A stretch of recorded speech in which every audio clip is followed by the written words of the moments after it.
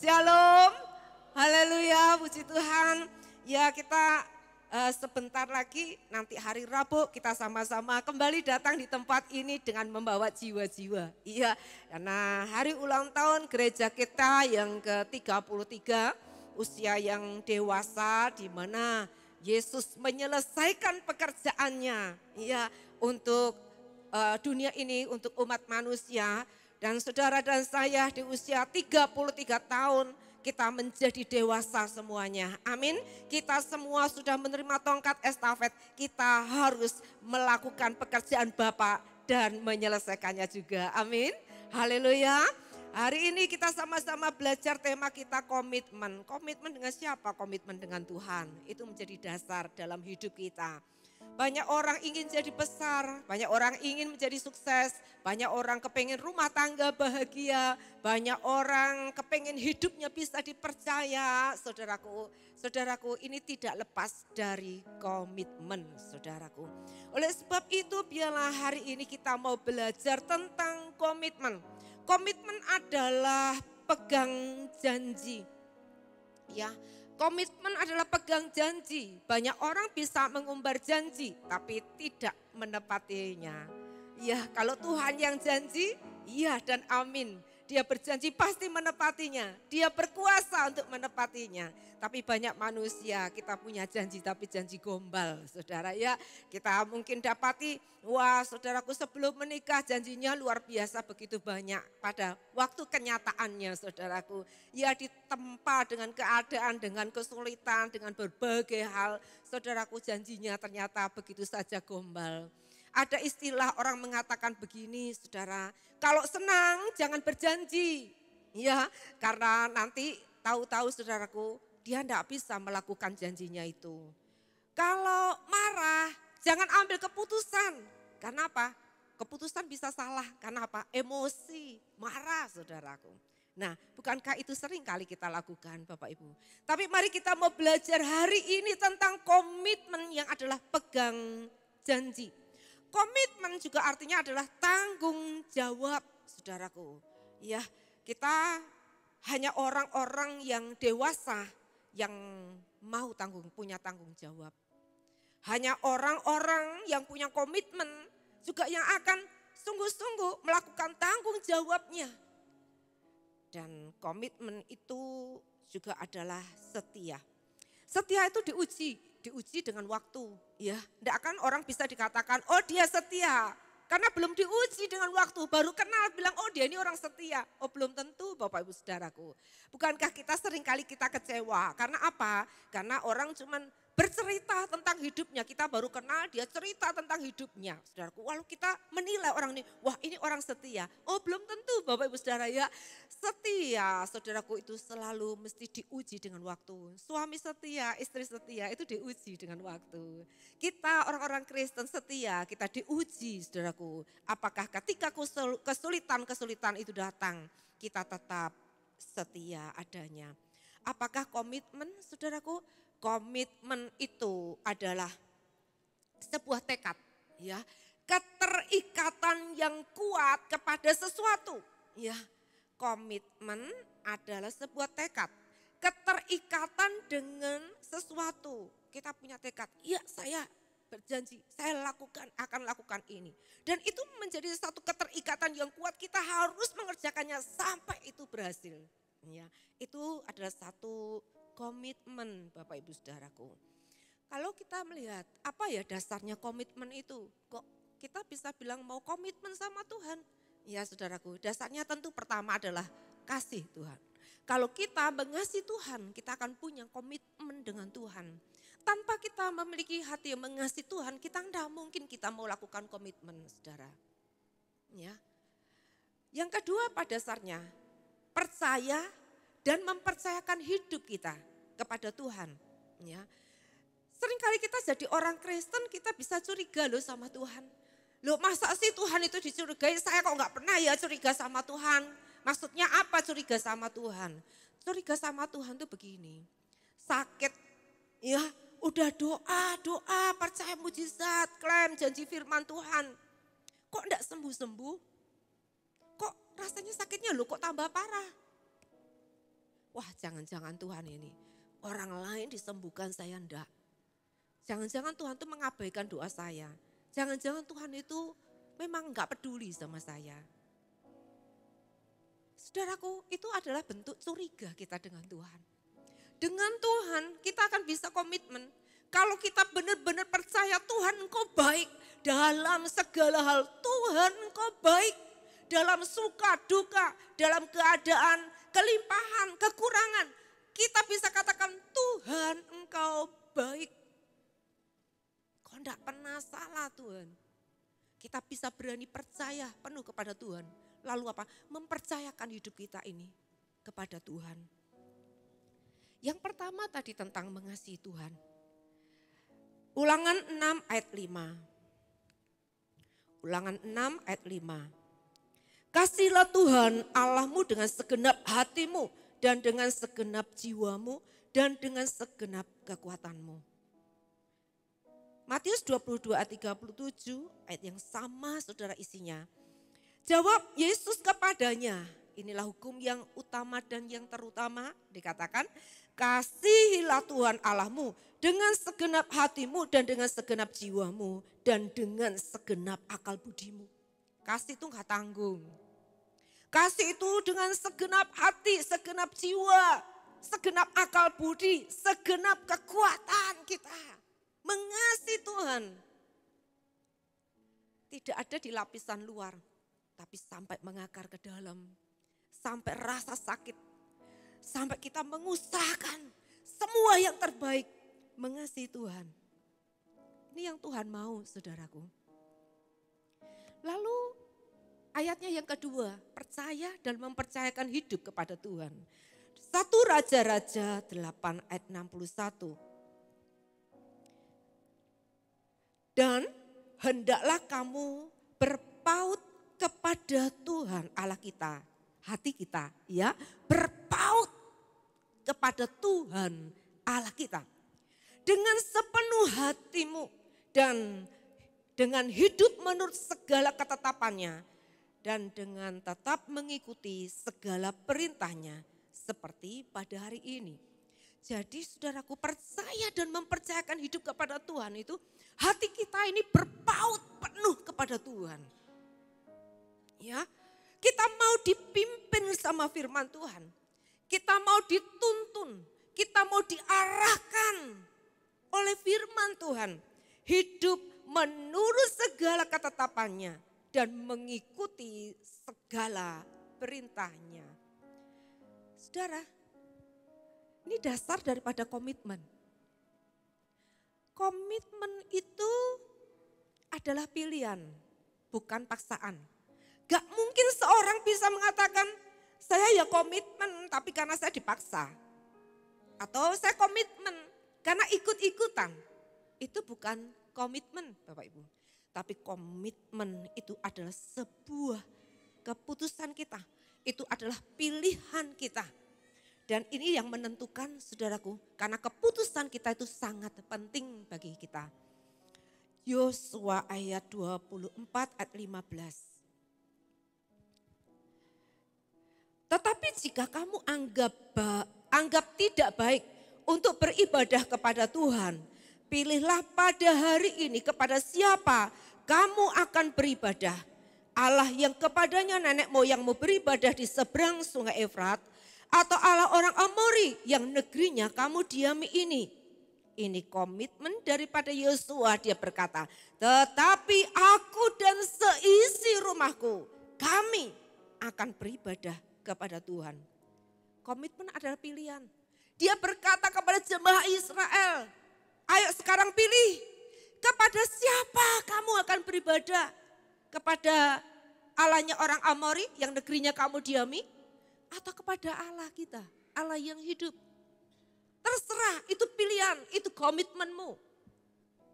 Tetapi aku dan seisi rumahku, dia berkata, kami akan beribadah kepada Tuhan. Komitmen adalah pilihan, bukan paksaan.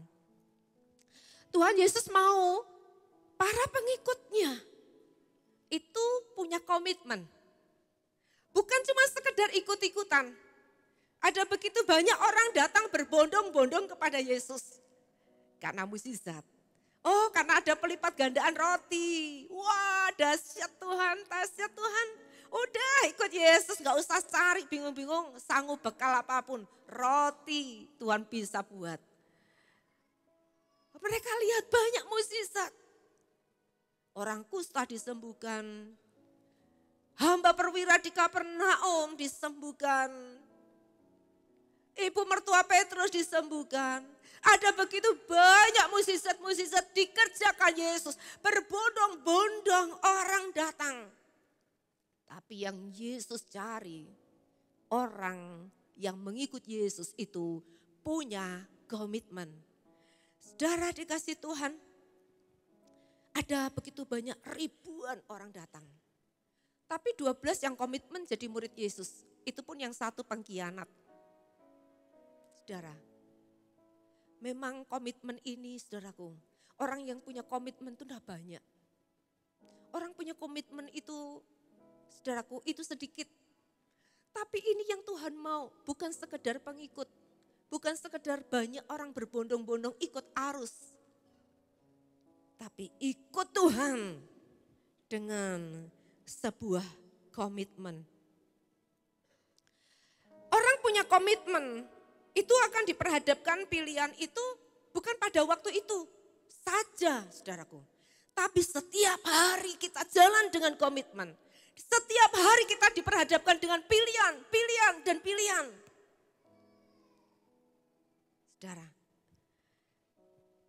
Saudara, kita melihat apa yang Yesus katakan. Ya, orang banyak datang, orang-orang berkata, Tuhan aku mau jadi pengikutmu. Ahli Taurat pun datang, Tuhan, guru, aku mau jadi pengikutmu. Ini kata Yesus. Matius 8 ayat 19 sampai 22. Lalu datanglah seorang ahli Taurat dan berkata kepadanya, Guru, aku akan mengikut engkau kemana saja engkau pergi. Yesus berkata kepadanya, serigala punya liang dan burung mempunyai sarang, tapi anak manusia tidak mempunyai tempat untuk meletakkan kepalanya. Seorang lain yaitu salah seorang muridnya berkata kepadanya, Tuhan izinkanlah aku pergi dahulu menguburkan ayahku. Tapi Yesus berkata kepadanya, ikutlah aku, biarlah orang-orang mati menguburkan orang-orang mati mereka. Terkadang kita bingung ya, ayat semacam ini Bapak Ibu Saudara. Ya, nah ada banyak orang mengikut Yesus. Bahkan ahli Taurat pun mengatakan, aku akan mengikut engkau kemana saja engkau pergi. Enak pelayanan sama Yesus. Wah, ikut dapat kemuliaan gitu ya. Wah, melayani mujizat-mujizat dahsyat luar biasa. Tapi Yesus berkata begini, burung punya sarang, serigala punya liang, tapi anak manusia aku tidak punya tempat untuk meletakkan kepala. Lalu saudaraku, orang lain ketika mendengar perkataan Yesus ini, oh ternyata ikut Yesus ini tidak mudah.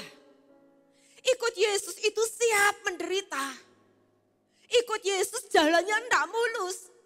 Ikut Yesus tidak selalu haleluya sukacita. Dia sendiri nggak punya tempat untuk meletakkan kepalanya.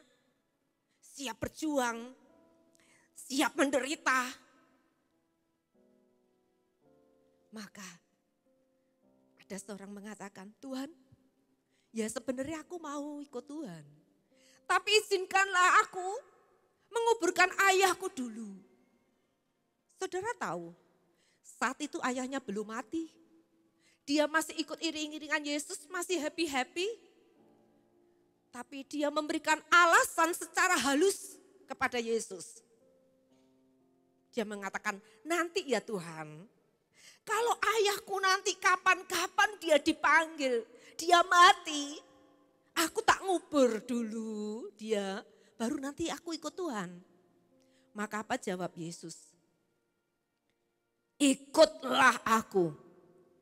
Biarkan orang mati, dikatakan. Orang-orang mati menguburkan orang-orang mati mereka. Ikut Yesus itu gak ada alasan tapi.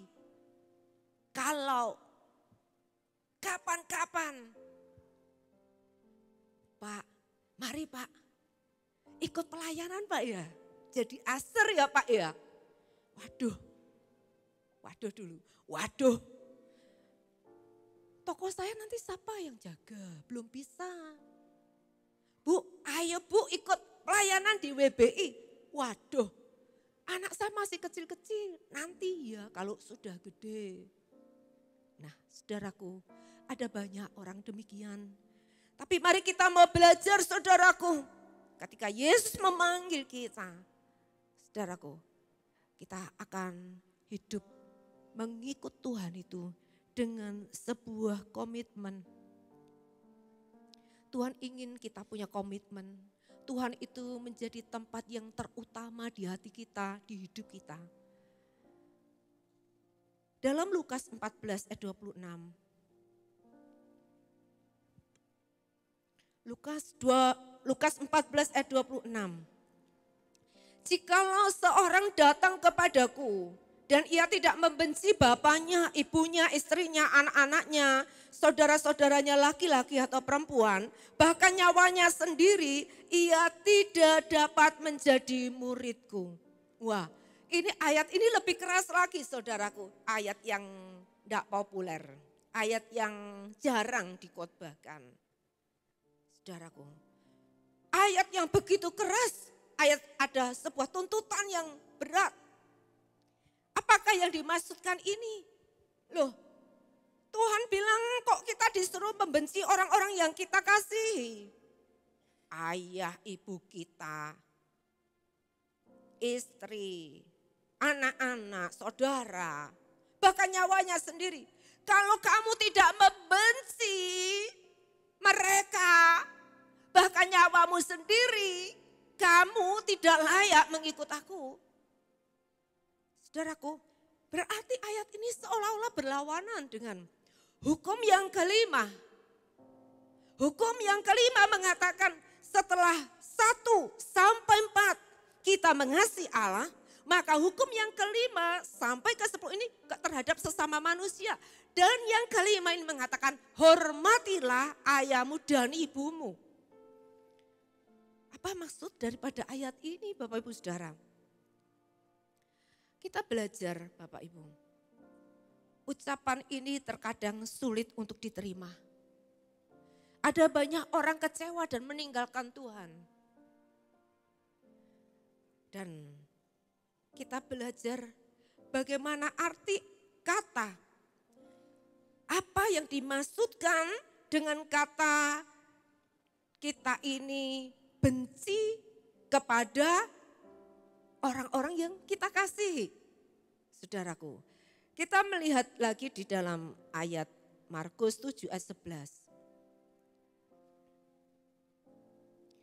Di sini jelas ya, di mana Yesus tadi ada hukum yang mengatakan hormati ayahmu dan ibumu.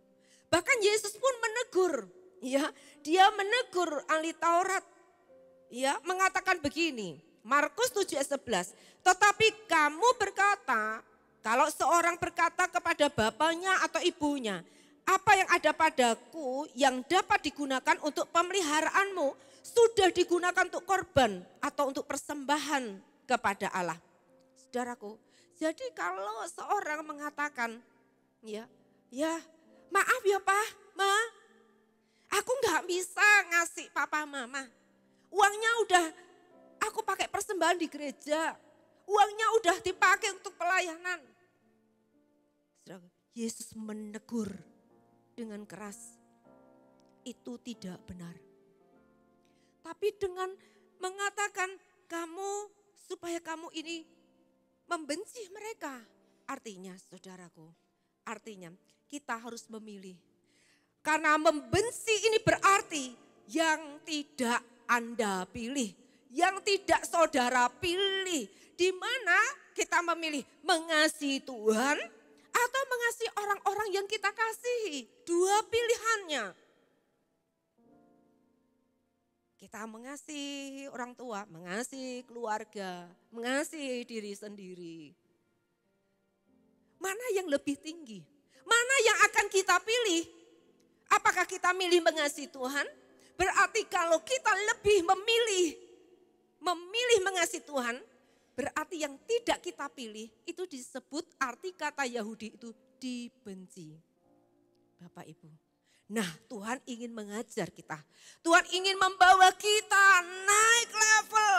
Menjadi orang Kristen yang memiliki nilai lebih.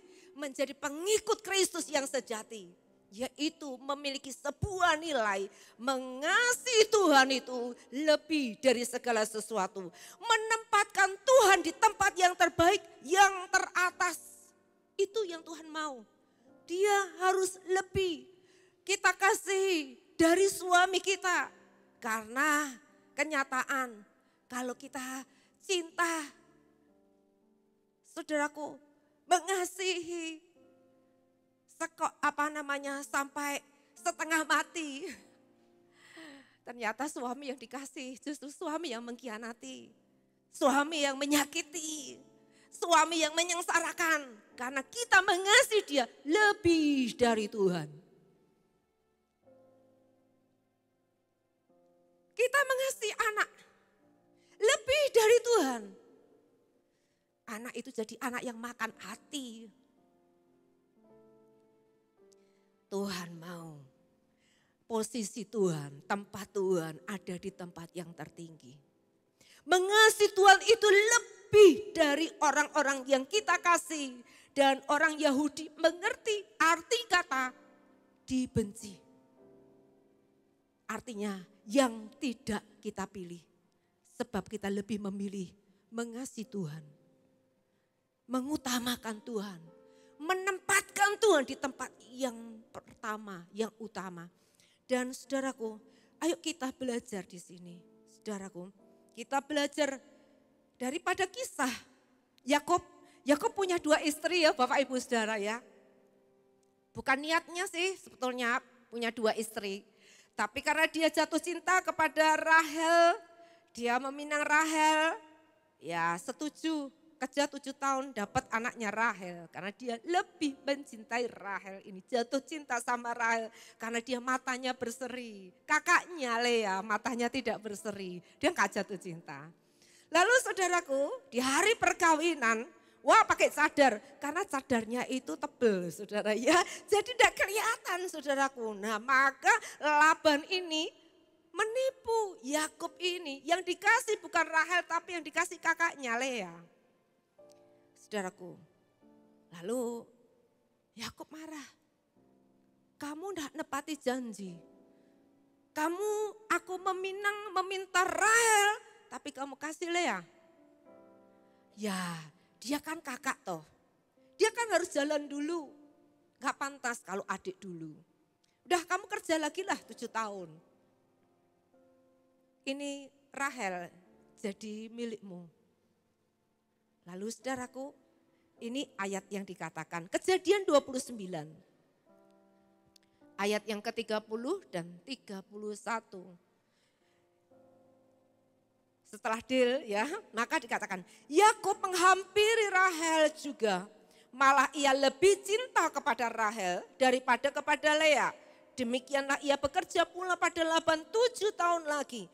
Ketika Tuhan melihat bahwa Lea tidak dicintai, dibukanyalah kandungannya, tapi Rahel mandul.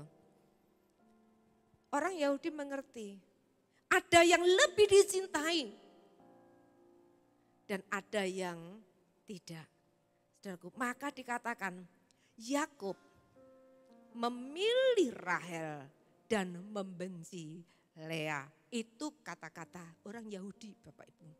Nah mari kita dengan ayat-ayat ini kita paham. Kita mengerti maksud daripada apa yang Tuhan katakan ini. Bahwa marilah kita belajar saudaraku. Ya kita menempatkan Tuhan. Mengasihi Tuhan itu enggak ada tawar saudara ya. Mengasihi Tuhan harus yang utama. Dan yang terutama itu pilihan kita. Nah satu hari Abraham ini diuji oleh Tuhan. Ya dia disebut bapak orang percaya beriman. Diuji dulu saudaraku. Tuhan berkata, Abraham, persembahkan anakmu yang tunggal itu yang engkau kasih. Jelas ya kata-katanya. Persembahkanlah anakmu, Ishak anakmu yang tunggal itu. Ya, yang engkau kasihi di atas gunung Moria. Saudara, kita bisa membayangkan ya, umur 100 tahun baru punya anak. Begitu panjang waktu menunggu. 25 tahun janji diberikan baru terjadi. Betapa cintanya Abraham kepada Ishak anaknya yang tunggal yang engkau dikasihi itu. Dia adalah segala-galanya dalam hatinya, dalam hidupnya. Kalau orang punya anak seperti ini. Tapi Tuhan berkata, Abraham korbankan dia di atas gunung Moria bagi aku menjadi korban bakaran. Saudara kalau jadi Abraham, langsung ngomong siap bos. Belum tentu. Mungkin kita nggak bisa, mungkin kita nggak sanggup. Abraham bisa katakan dalam hatinya, Tuhan, kalau minta jadi korban jangan dia. Biarkan dia hidup Tuhan. Izinkan saya saja. Biar saya saja yang mati. Saya jadi korban enggak apa-apa. Tapi jangan Ishak. Kita mungkin bisa menawar begitu Bapak Ibu Saudaraku. Tapi Tuhan ingin mengajar Abraham. Menempatkan Tuhan di tempat yang paling pertama. Mengasihi Tuhan lebih dari segala orang yang dia kasih. Lebih dari Ishak. Lebih dari istrinya yang merengek. Aduh gimana kita akan kehilangan anak. Lebih dari anaknya. Lebih dari dirinya sendiri. Abraham harus membenci dirinya sendiri. Abraham harus membenci istrinya. Abraham harus membenci anaknya. Karena apa? Dia ingin mentaati Tuhan sepenuhnya. Dia ingin menempatkan Tuhan di tempat yang pertama. Dia ingin mengasihi Tuhan lebih dari apapun. Saudara, ketika Abraham naik ke atas gunung Moria, dia hanya percaya dan mempercayakan hidup saja kepada Tuhan. Hatinya hanya berpaut dan mengasihi Tuhan. Dia berkata, aku percaya janji Tuhan tidak pernah gagal. Bahkan dia sanggup membangkitkan Ishak yang mati. Dari dunia orang mati. Sebab Tuhan yang berjanji keturunanmu akan menjadi seperti bintang di langit. Seperti pasir di tepi laut. Dan ketika Abraham ada di gunung Moria itu. Ishak diikat. Dia sudah mengangkat pisau untuk menyembelih anaknya. Maka suara Tuhan berkata, Abraham, Abraham, stop. Sekarang aku telah mengetahui apa yang ada di dalam hatimu. Bahwa engkau lebih mengasihi aku daripada anakmu yang tunggal, ya Ishak itu. Kamu lebih mengasihi aku. Kamu menempatkan aku di tempat yang pertama. Maka Tuhan berkata, aku bersumpah demi diriku sendiri. Mulailah Tuhan memberkati Ishak. Janji itu digenapi. Saudaraku dikasih Tuhan. Mari kita mau belajar bagaimana hidup menjadi pengikut Kristus yang sejati. Pengikut Kristus yang berkualitas. Kita melihat kisah daripada Sadrak, Mesak, Abednego. Dia ini orang buangan ya bangsa Yahudi. Yang ada dalam pembuangan di Babel, dia bekerja di kerajaan, punya posisi, punya kedudukan, punya fasilitas, gaji besar, lumayan. Ketika Nebukadnezar memberikan undang-undang, semua orang harus menyembah patung yang dia dirikan. Tapi 3 orang ini, Sadrak, Mesak, Abednego ini, dia berkata, dia tidak akan menyembah patung yang didirikan Nebukadnezar.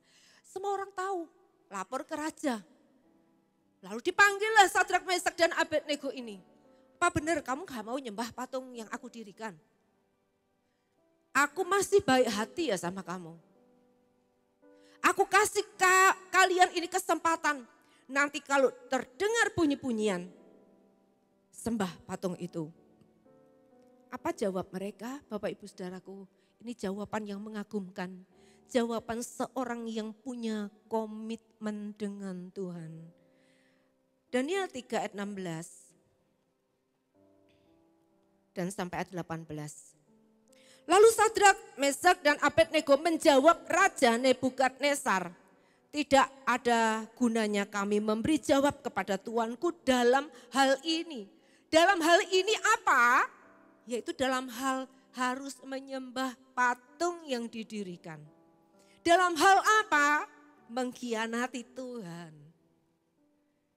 Menaruh Tuhan di tempat yang kedua. Dia saya tidak akan memberi jawab kepada Tuanku dalam hal ini. Jika Allah yang kami puja sanggup melepaskan kami, maka ia akan melepaskan kami dari perapian yang menyala-nyala itu dan dari dalam tanganmu ya Raja. Tetapi seandainya tidak, hendaklah Tuanku mengetahui ya Raja, bahwa kami tidak akan memuja dewa Tuanku dan tidak akan menyembah patung emas yang Tuanku dirikan. Apa yang terjadi? Wah, Raja mukanya merah padam, menyala-nyala. Dia bilang, panaskan dapur api 7 kali lipat. Masukkan mereka ke sana. Apa yang terjadi? Ketika orang melempar dia, diikat dia, dilempar ke dapur api. Orang yang melempar langsung hangus dan mati. Tapi apa yang terjadi buat hamba Allah yang punya komitmen ini? Oh saudaraku, dia melihat yang dimasukkan 3, yang ada di sana 4. Malaikat sudah diutus Allah menjaga, melindungi hamba Allah yang memiliki komitmen dengan Allah sedemikian. Dan mereka jalan dengan bebas. Loh, yang terbakar api cuma tali pengikatnya. Mereka bisa jalan dengan bebas. Orang yang punya komitmen dengan Tuhan berani menghadapi risiko apapun, berani membenci dirinya sendiri, lebih mengasihi Tuhan, menempatkan dia di tempat yang pertama dengan risiko nyawanya sekalipun. Saudaraku, kuasa apapun, dunia tidak akan pernah bisa mengikat mereka lagi. Intimidasi tidak bisa mengikat mereka. Saudaraku, mereka berjalan dengan bebas. Ketika melihat itu, Nebukadnezar mengatakan, Sadrak, Mesak, Abednego, hamba Allah yang maha tinggi. Dia menyebutkan hamba Allah yang maha tinggi. Karena hambanya ini telah menempatkan Allah di tempat yang paling tinggi. Maka Nebukadnezar pun mengatakan, kau hamba Allah yang maha tinggi. Keluarlah dari dapur api itu. Mereka keluar, tidak ada bau hangus. Maka Nebukadnezar mengatakan, aku memberikan peraturan dan undang-undang di seluruh negeri. Barang siapa yang menghina Allahnya, Sadrak, Mesak, Abednego, maka dia akan terima hukuman, rumahnya akan dihancurkan, mereka akan dibinasakan dengan keluarganya. Saudaraku dikasih Tuhan, Tuhan sedang mencari orang-orang yang sedemikian. Orang-orang yang berkualitas. Karena hanya orang-orang yang berkualitas inilah yang akan mempermuliakan nama Tuhan. Yang akan menjadi saksi bagi Allah yang maha tinggi. Indonesia butuh orang punya komitmen. Blora butuh orang yang punya komitmen. Gereja butuh orang yang punya komitmen. Mari hari ini kita belajar Bapak Ibu Saudaraku. Kita hidup di dalam komitmen. Mereka rela menolak untuk menyembah dewa asing dengan resiko apapun juga. Karena mereka membenci dirinya sendiri. Karena dia lebih memilih untuk mengasihi Allah yang hidup. Mempercayakan hidupnya kepada Allah yang hidup itu. Lalu kita belajar komitmen. Kalau kita mau mempercayakan hidup kita kepada Tuhan, percaya dan mempercayakan hidup kepada Tuhan, maka kita harus diatur sama firman. Tadi sudah dikatakan ya, kita mau diatur, kita mau dipimpin oleh firman Tuhan. Ya seperti tadi ayatnya saya baca ulang, 1 Raja-Raja 8 ayat 61 tadi. Dan hendaklah kamu berpaut kepada Tuhan Allahmu dengan sepenuh hati dan hidup menurut segala ketetapannya dan dengan tetap mengikuti segala perintahnya. Nah, Yosua ini dipilih untuk menggantikan Musa. Musa itu punya banyak tua-tua. Musa itu ada pemimpin-pemimpin yang lain, ada Miriam, ada Harun, ya. Ada 70 tua-tua. Tapi kenapa yang dipilih Yosua? Pembawa senjata, abdi Allah, abdi Musa ini. Dia yang dipilih menggantikan Musa. Dan Tuhan berkata lewat Musa, Tuhan menyerahkan tanah perjanjian. Saudaraku, membawa orang Israel ke tanah perjanjian, ini tugas daripada Yosua. Tapi Tuhan berkata kepadanya, aku akan menyertaimu. Sebagaimana aku menyertai Musa, aku juga akan menyertaimu. Tanah itu akan jadi milikmu. Tanah yang diinjak oleh telapak kakimu, kuberikan kepadamu. Dan tidak ada seorang pun yang akan bertahan menghadapi engkau seumur hidupmu. Luar biasa Bapak Ibu Saudara ya. Tapi apa yang Tuhan katakan? Yosua 1 ayat 1 sampai 9 nanti baca di rumah. Iya, itu janji Tuhan. Lalu Tuhan berkata, kuatkan, teguhkan hatimu, jangan kecut dan tawar hati. Tapi ayat yang ke-8 inilah yang penting saudaraku, ya, yang mengatakan begini. Yosua 1 ayat 8. Yosua, janganlah engkau lupa memperkatakan kitab Taurat ini, tapi renungkanlah itu siang dan malam, supaya engkau bertindak hati-hati sesuai dengan segala yang tertulis di dalamnya. Sebab dengan demikian perjalananmu akan berhasil dan engkau akan beruntung. Saudaraku, perjalanan hidup kita ini penuh dengan godaan, penuh dengan tantangan, penuh dengan ujian. Yosua akan menghadapi lawan-lawan yang tidak mudah, yang kuat. Tuhan mengatakan jangan sampai kamu kecut dan tawar hati. Kuatkan dan teguhkan hatimu. 3 kali dia katakan. Tuhan tahu Yosua tidak cukup teguh hati. Yosua tidak cukup kuat untuk menghadapi ini. Yosua bisa grogi menghadapi lawan-lawan yang kuat. Tapi Tuhan berkata, kuatkan dan teguhkan hatimu, jangan kecut dan tawar hati. Ayat 8 ini supaya kamu tidak kecut dan tawar hati, supaya kamu tidak tergoda.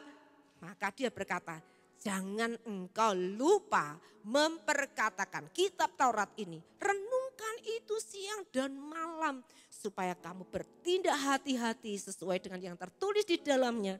Maka dikatakan perjalananmu akan berhasil dan engkau akan beruntung. Saudara dikasih Tuhan, Tuhan sudah menyediakan buat setiap kita tanah perjanjian, yaitu penggenapan akan janji. Janji itu sudah ada, tanah perjanjian itu sudah ada. Tapi tidak turun dari langit. Yosua harus berperang. Yosua harus berjuang. Itu sudah ada. Cara berjuangnya bagaimana? Cara mencapainya ke sana itu gimana? Kita harus kuat, teguh. Jangan tergoda. Jangan menyimpang ke kiri atau ke kanan. Hati kita tetap berpaut kepada Tuhan. Percaya penuh kepada Tuhan. Hidup kita mau dipimpin oleh firman Tuhan. Oleh sebab itu kalau kita orang Kristen, saudaraku, jangan sampai kita buka Alkitab itu atau baca ayat itu ternyata cuma di ibadah atau di FA. Tapi kita sendiri perlu cari firman itu. Belajar peka mendengar suara Tuhan. Firman itu dibaca. Apa yang bicara diulang-ulang. Maksudnya apa ya Tuhan ayat ini? Maksudnya apa ya Tuhan ayat ini? Penerapannya seperti apa Tuhan dalam hidupku ini? Itu terus saudaraku. Maka dikatakan perjalananmu akan berhasil. Engkau akan beruntung. Jadi orang Kristen, saudaraku, hidup kita harus berpaut kepada Tuhan. Hidup kita harus betul-betul mengandalkan Tuhan. Dipimpin oleh firman Tuhan. Amin. Amin Bapak Ibu Saudara. Kita pasti mencapai tanah perjanjian. Oh saudaraku luar biasa. Yang terakhir komitmen itu setia. Saudaraku, kita harus menunjukkan bagaimana kita ini menjadi orang yang setia. Kisah daripada Ruth ini saudaraku, saya kagum juga ya dengan Ruth ini saudaraku. Bagaimana dia ini memiliki sebuah kisah hidup yang itu menceritakan tentang kesetiaannya. Ini keluarga daripada Elimelek, Naomi punya anak 2 Mahlon dan Kilion. Dia tinggal di Bethlehem. Ketika dia mendengar ada kelaparan, saudaraku, kemarau panjang, terjadi krisis, dia melarikan diri, pergi ke Moab. Maka kedua anaknya laki-laki tentu saja dia akan menikah dengan perempuan Moab karena mereka tinggal di sana. Menikahlah anak-anaknya ini, ya dapat mantu namanya satunya Orpa, satunya Ruth. Punya anak laki-laki 2, punya mantu 2 perempuan. Nah, apa yang terjadi di sana? Di sana saudaraku mau ngubah nasib supaya menjadi baik. Bukan tambah baik. Tapi kenyataannya saudaraku, musibah yang terjadi malahan. Elimelek mati. Tidak lama disusul kedua anaknya Mahlon dan Kilion. Mahlon ini yang suaminya daripada Ruth. Kilion ini suaminya Orpa. Mereka mati. Maka apa yang dirasakan Naomi sebagai seorang ibu? Dia ada bersama dengan 2 mantunya. Mantunya ini kan bangsa Moab. Dia udah gak punya anak lagi, gak punya suami lagi. Dia rasakan hidupnya pahit, saudaraku. Hidupnya betul-betul menderita, susah. Maka dia berkata, dia di sana sudah habis karena dia berkata, aku dulu pergi dengan tangan yang penuh, aku pulang dengan tangan yang kosong. Hidupku pahit karena tangan Tuhan teracung kepadaku. Itu kata-kata daripada Naomi. Dia sudah patah imannya, dia sudah down pengharapannya, tidak ada lagi. Sebab itu dia berkata kepada kedua menantunya, mantu, aku mau kembali ke Bethlehem. Udah kamu tinggal aja di Moab, jangan ikut aku. Karena aku udah gak punya anak. Kalau sekalipun aku menikah, gak mungkin kamu tunggu anak. Tidak ada sesuatu yang baik dalam hidupku. Hidupku ini penuh dengan kepahitan. Karena tangan Tuhan teracung kepadaku. Aku gak punya apa-apa lagi. Udah kamu kembali kepada Allahmu, kepada bangsamu. Menikahlah dengan mereka. Kamu masih muda, kamu punya harapan untuk itu. Kamu berhak untuk hidup bahagia. Gak usah ikut aku. Tapi mereka berdua pengen tetap ikut.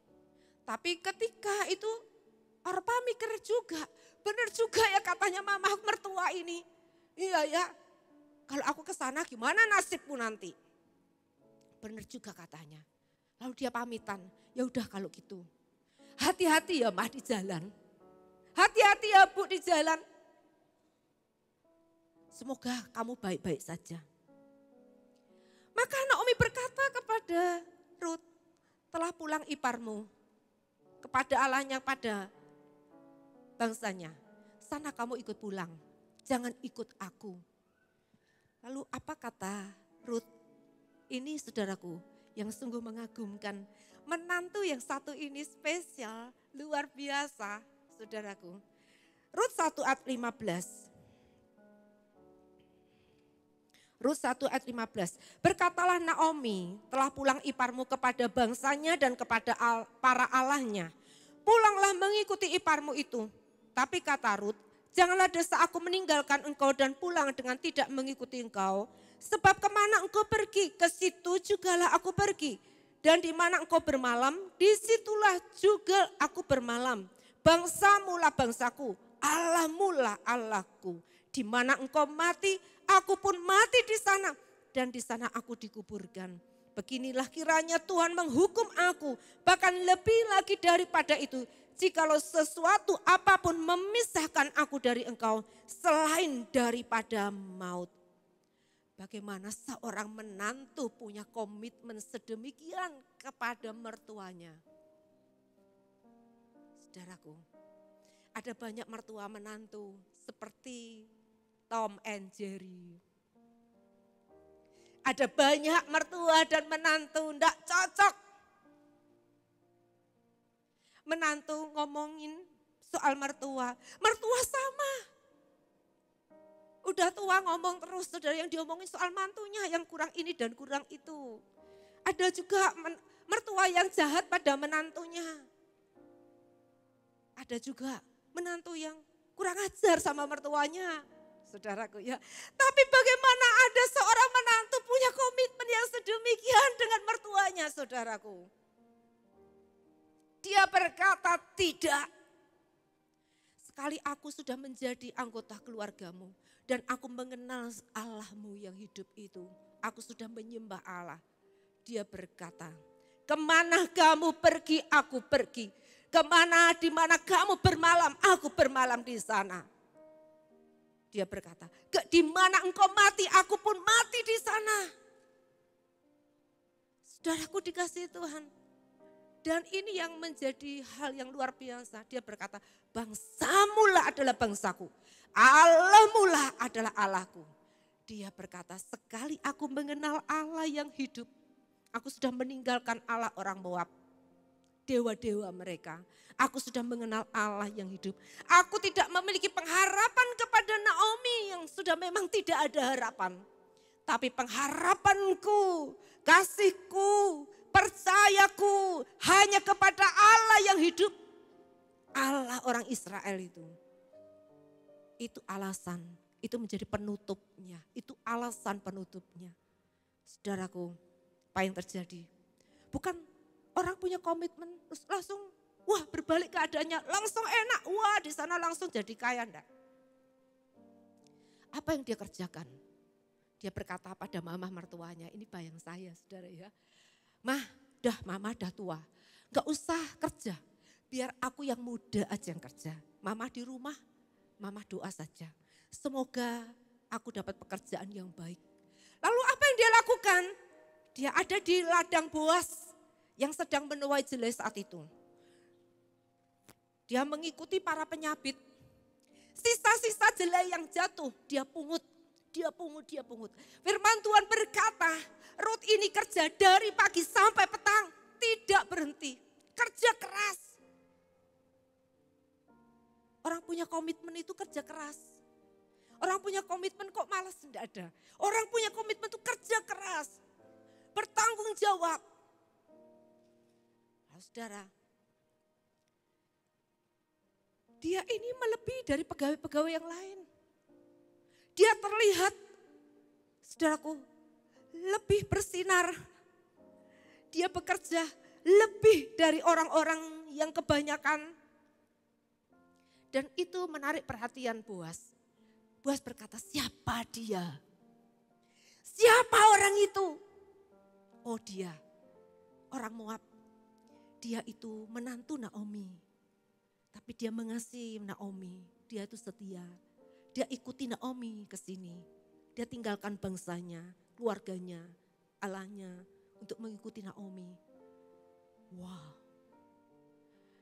Wow. Wanita yang setia. Wanita yang punya komitmen. Wanita yang punya kasih, punya tanggung jawab. Saudaraku, ini yang dicari oleh Boas. Sebab itu dia kaya raya, kok belum menikah saudaraku. Kok telat nikahnya saudaraku. Karena memang menikah telat itu baik juga. Dia akan dapat yang terbaik. Amin, amin. Tadi saya ngomong-ngomong dengan anak muda saudaraku ya. Nah, saudaraku dari Kuwu mau sambil habis baptisan ngomong-ngomong ngobrol makan. Tante, gimana? Dia bilang, teman-temanku itu agamanya ini. Mama bilang enggak boleh, harus sama Kristennya. Terus kalau ini agamanya ini gimana? Sama toh, enggak boleh. Aku bilang gitu ya. Lalu dia bilang, tapi angel loh tante. Itu kebanyakan itu semua agamanya ini. Nah, aku bilang, enggak gampang. Dia bilang, memang enggak gampang. Cari yang terbaik itu enggak gampang. tapi pasti ada karena Tuhan menyediakan. Amin. Amin. Cari yang terbaik itu tidak gampang. Sulit. Namanya yang terbaik. Tapi ada karena Tuhan menyediakan. Mamahnya bilang tuh ya, yang terbaik sulit. Tapi ada. Saudara katakan tapi ada. Anak muda tapi ada. Ya, jangan sembarangan ya. Nah, Bapak Ibu Saudaraku, di situ ketika Boas melihat hal itu, saudaraku. Lalu Boas berkata sama penyabit-penyabit itu, udah sekarang kamu sing lomo ya sama dia, sing kemurahan ya sama dia. Sengaja, ya sengaja dengan sengaja dijatuhkan jelek-jelek yang banyak. Biar dia pungut banyak bawa pulang. Dia berkata pada Rut, dah kamu jangan susah-susah ya. Ayo makan bersama dengan aku, dengan para semua pegawaiku. Makanlah mereka bersama. Apa yang Rut lakukan? Dia simpan sebagian, dia bawa pulang buat mertuanya. Halo, Adam, ini menantu-menantu sayang sama mertua. Makan enak, ingat sama mertua. Iya, jangan dimakan sendiri, makan enak dintekno, sing ndak enak kasih mertua. Nah, ya ingat sama mertua, sayang sama mertua. Ya, ini spesial, ini spesial. Adakah spesial di sini? Haleluya. Saya harap ada. Semua di sini spesial. Lalu saudaraku, Naomi tanya, loh dari mana kamu dapat semuanya ini? Ya dari Boas. Oh dia itu masih kerabat kita. Dia yang nanti bisa punya tanggung jawab nebus kamu. Lalu Naomi mulai mengajar Rut ini. Saudaraku, apa yang terjadi kisah ini? Akhirnya Boas mengambil Rut ini menjadi istrinya. Saudara bisa membayangkan dari derajat yang paling rendah. Dia lebih rendah dari pegawai. Karena dia cuma mungut sisa-sisa bulir jelai hak orang miskin. Tapi hari itu berubah derajatnya. Dia bukan cuma jadi pegawai, tapi dia jadi pemilik ladang itu. Dia menjadi istri Boas. Orang yang punya komitmen, orang yang setia, orang yang punya tanggung jawab, orang yang mau kerja keras. Dia menjadi pilihan, dia menjadi yang terbaik. Saudaraku, ini yang sedang ditunggu dan dicari oleh Boas. Boas berkata, ya aku mau ambil dia jadi istriku. Kapan lagi dapat wanita yang seperti ini, yang baik hatinya. Haleluya saudaraku. Lalu dikatakan kisah itu berkata, maka Rut melahirkan Obed. Obed melahirkan Isai. Isai melahirkan Raja Daud. Dan dikatakan dalam silsilah Yesus Kristus. Wanita Moab disebut bangsa kafir ini. Bukan orang pilihan Allah. Namanya tercatat dalam silsilah Yesus Kristus. Kelahiran Yesus Kristus. Namanya, derajatnya diangkat tinggi oleh Tuhan. Saudaraku luar biasa, saudaraku. Kita boleh melihat satu perkara yang luar biasa yang Tuhan kerjakan. Hari ini saudara kita belajar firman Tuhan. Saya percaya kalau di sini jemaat kita mau tumbuh. Ya, jadi Kristen militan, jadi Kristen berkualitas. Hidup kita akan berubah. Dikatakan orang mau jadi besar, orang mau jadi orang yang hebat, orang yang mau jadi orang yang bisa dipercaya. Kita punya saudaraku keluarga yang baik. Saudaraku dibutuhkan yang namanya komitmen. Saudaraku, maka saudaraku kita belajar dasar komitmen apa tadi? Apa Bapak Ibu Saudara? Dasarnya komitmen kasih kepada Tuhan. Ya, kasih dasar komitmen itu. Lalu apa? Percaya dan dapat dipercaya. Menempatkan Tuhan di tempat yang terutama, melebihi, mengasihi Tuhan lebih dari apapun juga. Ya, dan kita mau terus hidup diatur, dipimpin oleh firman Tuhan. Dan kita mau setia mengiring Tuhan. Setia melakukan apa yang menjadi kehendak Tuhan. Ya, jangan buru-buru pengen naik pangkat. Jangan buru-buru cuman pikir mujizat. Tapi mari berubah. Berubahlah. Berubahlah sampai kamu lihat perubahan. Itulah yang namanya perubahan. Ya, Sebelum kita melihat perubahan, kita belum berubah. 1 Korintus 2:9 ini ayat penutup. 1 Korintus 2 ayat 9 bisa ditampilkan, minta tolong. Ya, sambil bangkit berdiri Bapak Ibu Saudara, saya undang Ibu Mira ada di tengah-tengah kita. Mari kita mau sama-sama juga memuji Tuhan. Ibu Mira akan naikkan pujian. Sebelum kita nanti akan juga mengikuti perjamuan kudus ini. Kita mau baca ayat ini bersama-sama Bapak Ibu Saudara. Sudah siap semua? Ya, ayo katakan amin. Ya, kita baca 1, 2, 3. Tetapi seperti ada tertulis apa yang tidak pernah dilihat oleh mata dan yang tidak pernah didengar oleh telinga dan yang tidak pernah timbul di dalam hati manusia. Semua yang disediakan Allah untuk mereka yang mengasihi Dia. Sekali lagi kita baca dengan keras dan dengan iman. 1, 2, 3. Tetapi seperti ada tertulis apa yang tidak pernah dilihat oleh mata dan tidak pernah didengar oleh telinga dan yang tidak pernah timbul dalam hati manusia. Semua disediakan Allah untuk mereka yang mengasihi Dia. Beri tepuk tangan bagi Allah kita. Haleluya, haleluya, haleluya.